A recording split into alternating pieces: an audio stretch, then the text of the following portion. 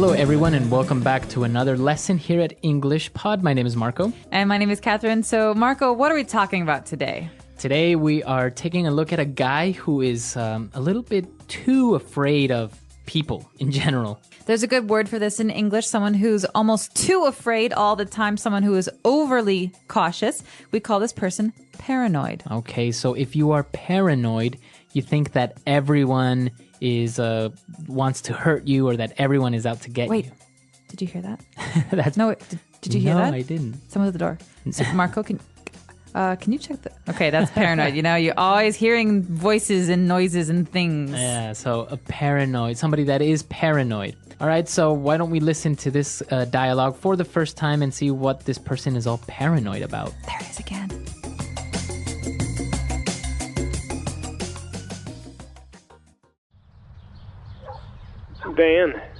Dan, dude, you have to come over to my house right now. Is everything okay? Just get over here.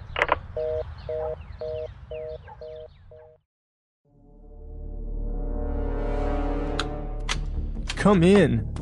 Quickly. So, since when is your house a bank? What do you mean?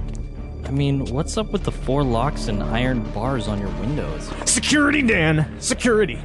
You can never be too safe, you know. A lot of sickos out there. Just the other day, they caught that peeping Tom, red-handed. Had a high-power telescope and binoculars by his window. What's the matter with you? Why are you acting all paranoid? Paranoid? I'm not paranoid! I'm cautious! You see, Dan, we have to be on guard at all times. People just invade your privacy as if they knew you. Telemarketers, solicitors, even your bank. They have way too much information. I like to keep everything on a need-to-know basis.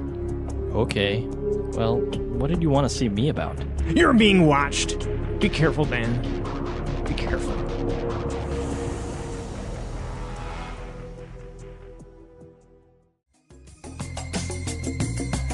All right, we're back. So, I think this guy is a little bit too cautious. I would have to agree with you, and I would go so far as to call him paranoid. But there's a lot of great stuff in this dialogue that we can use in a lot of different situations. So let's take a look at some of these new words in today's language takeaway.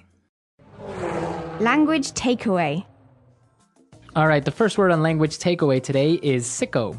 Sicko is also the name of a movie that was a documentary famous in America by Michael Moore, actually. Right. But sicko, in this context, means someone who is a bit weird in a bad way. So if you tell somebody you're sick, but like in that tone, right? You're saying you're sick. You're a sick person. You're gross. Right. You're saying you're gross. Or people who have inappropriate humor, who make jokes about not so nice things. Right. Yeah, they're sick. But in this case, sickos are people who maybe like to hurt other people, or people who are a little bit crazy, people who are not normal. So it's not a nice way of calling someone crazy, right? If you say, oh, he's a sicko, it's not really nice. Not at all. It's a way of saying that you're almost scared of this person because they're kind of weird and almost they have problems. All right, so sicko. Moving on to our next word. We saw that the guy was afraid of Telemarketers. Exactly. So what are these guys? Well, we've got 2 words being put together here, tele and market. So tele, like telephone. over communication. So they're not in person. They're people who call you up and market things. They try to sell you stuff over the phone. So this is very common. You get a phone call on your cell phone and they ask you if you're happy with your long distance calling plan or if you need new TV cable or something like that. And they always call during dinner or late at night, which drives me nuts. Exactly. So these are telemarketers. These are people who call you trying to sell things to you. And very similar to these is a solicitors. Exactly. But the big difference here with solicitors and telemarketers is that solicitors actually go to your house. They knock on your door. Mm-hmm. So they're also called door-to-door salesmen or saleswomen. That's right. So door-to-door salesmen, they go from door to door trying to sell things. But in this case, a solicitor is someone who comes to your house to try to get you to do something, to buy something. Mm-hmm. All right, very good. And moving on to our next word, we have a peeping Tom. That's right. We heard this a little bit earlier in the dialogue, and a peeping Tom is again a negative thing to say about someone. A peeping Tom, well, the word peep means to look, but kind of Quick like, look. yeah, it's a quick look. So peeping Tom is a person who spies on other people. Okay, so a synonym of a peeping Tom would be a voyeur. A voyeur. So someone who, without getting caught, tries to look at other people while they're in their homes. And so it's really bad because it's usually inappropriate. It's usually people who are watching women get undressed or... Right. Yeah. So a peeping Tom is just an informal way of saying a voyeur or somebody who is spying on people. So those are the words for today in language takeaway. Let's listen to our dialogue again, and then we'll be right back.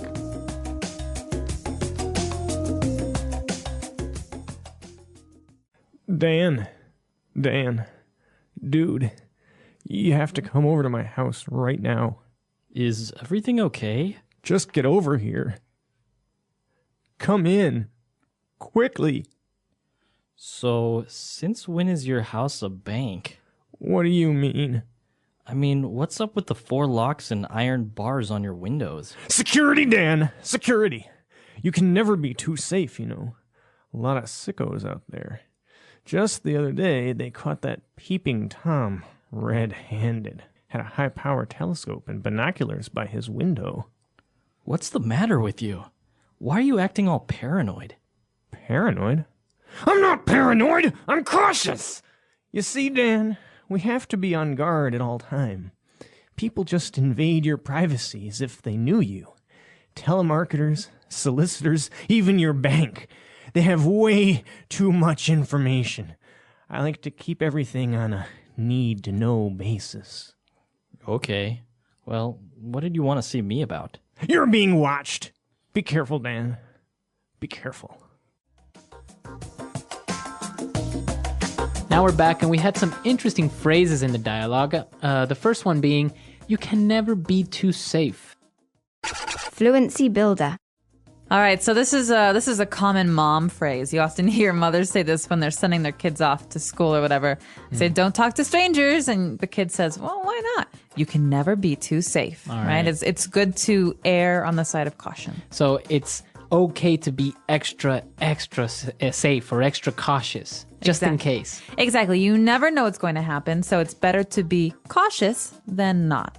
And that's what this person's saying. He's saying, well, security, it's important. You can never be too safe. You never know what might happen. Is there another way that we can combine it? Like, you can never be too careful? Exactly. Basically the same thing. Same thing, yeah. All right. What's our next phrase? Our next phrase is about this peeping Tom, this person that they caught. They caught him red-handed. We caught you red-handed. Or he's been caught red-handed. So what does that mean?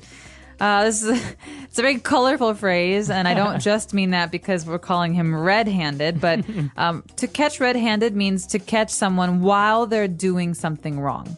So if I see you breaking into someone's house and I say, Marco, stop! I'm catching you! Stop now! I just caught you red-handed. You saw me doing the act. Exactly. And another way of saying this is you caught him with his hand in the cookie jar. Okay, and this is another great phrase. You can imagine a child who sees the cookies in a very special jar on the counter in the kitchen. And mom says, don't eat the cookies. Well, the child goes into the kitchen and sees the cookies and opens the jar and puts his hand in the jar. And then mom comes and says, caught you.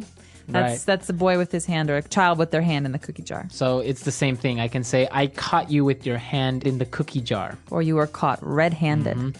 All right. And our last phrase for today is, you are on a need-to-know basis. All right. This is a great one. This is often said in spy movies, I think. So we say, you're on a need-to-know basis. That means that if you really need to know something, then I will tell you. Right. But if not, I won't. So you only have the information that is necessary, no more or less, right? You're on a need-to-know basis. Right. So I say, tell me, Marco, tell me what happened. I want to know. Right. And I can say, no, you're on a need-to-know basis and you don't need to know this. All right. So a need-to-know basis, as you say, very popular among spy movies and government movies and stuff like that. Conspiracy movies. Yeah. All right. So let's listen to this dialogue for the very last time and we'll be right back.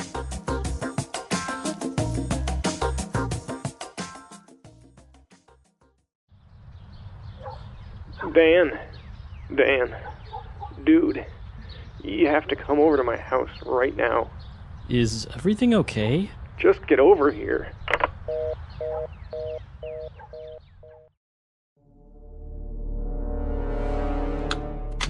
Come in. Quickly. So, since when is your house a bank? What do you mean? I mean, what's up with the 4 locks and iron bars on your windows? Security, Dan! Security! You can never be too safe, you know. A lot of sickos out there. Just the other day, they caught that peeping Tom, red-handed. Had a high-power telescope and binoculars by his window. What's the matter with you? Why are you acting all paranoid? Paranoid? I'm not paranoid! I'm cautious! You see, Dan, we have to be on guard at all times. People just invade your privacy as if they knew you. Telemarketers, solicitors, even your bank. They have way too much information. I like to keep everything on a need-to-know basis. Okay. Well, what did you want to see me about? You're being watched! Be careful, Dan. Be careful.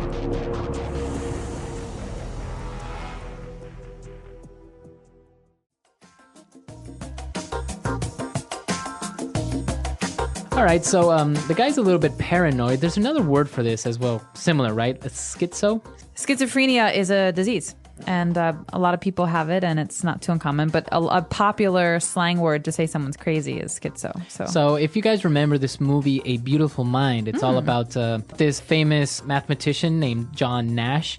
And, well, he was a genius. He came up with game theory and a lot of subsequent usage of this for economy, for many things. But it was proven that he was schizophrenic, right? A paranoid schizophrenic. So not only did he kind of have experienced reality in different ways, but he's also paranoid. So he was afraid that the government was trying to kill him, and so he was irrationally afraid of everything going on around him, and it made him very unsafe because he could hurt himself or hurt other people. And the interesting thing about this is that there is no actual cure for it. You just learn to cope and live with it. So you never really get cured. You just kind of live with it. Learn how to understand what's real and what's not. So it's interesting. It's a great movie also, by the way, if you've never seen it or you get a chance to watch it. And that's all the time we have for today. So if you have any questions, doubts, or comments, please come to our website, englishpod.com. Yep. And we're there to answer them. Yeah, we hope to see you there. And until next time, English Potties. All right. Bye-bye.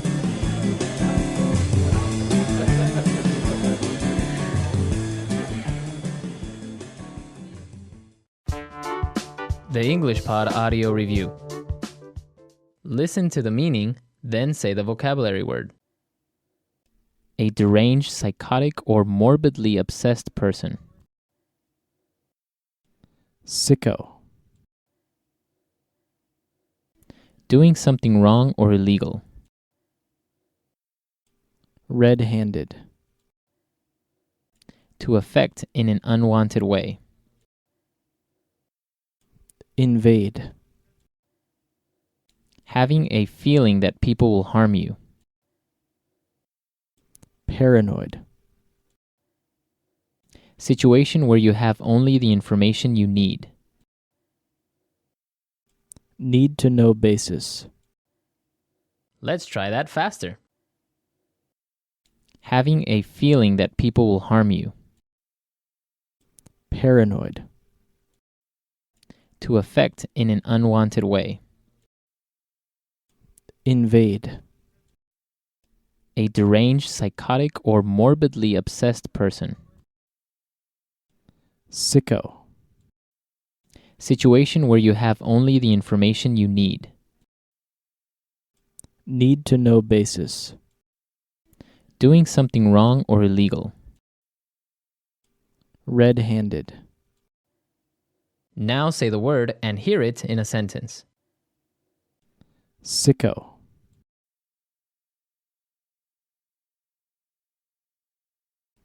That sicko just brushed against me again. Sicko.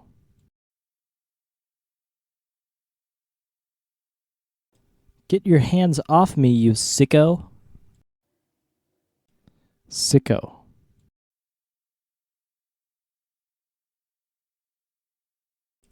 Our society is full of these types of sickos. Red-handed.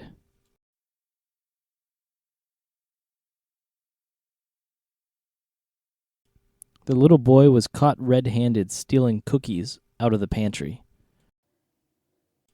Red-handed.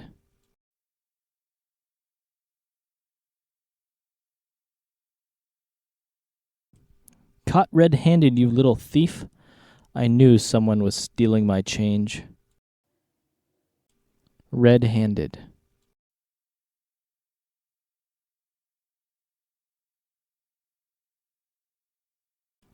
The graffiti artist was caught red-handed. He was identified by the paint on his hands. Paranoid.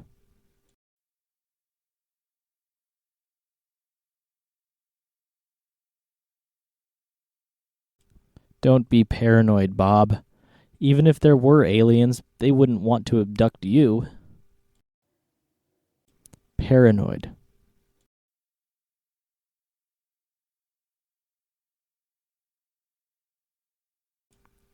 Paranoia is characterized by extreme anxiety and fear.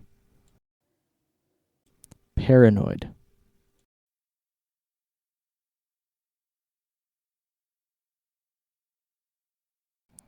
I don't think he is just being paranoid.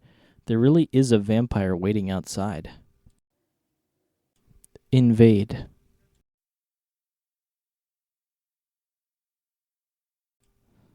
The troops invaded at dawn. Invade.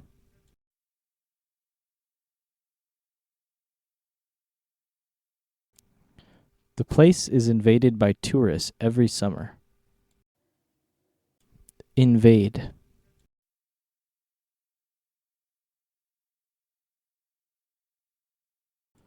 I must insist you not come in. It really is an invasion of privacy. Need to know basis.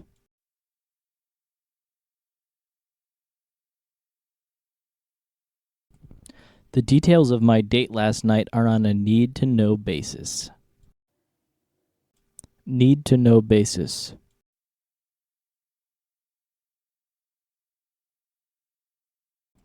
If you don't have a specific need to know, I can't tell you. Need to know basis.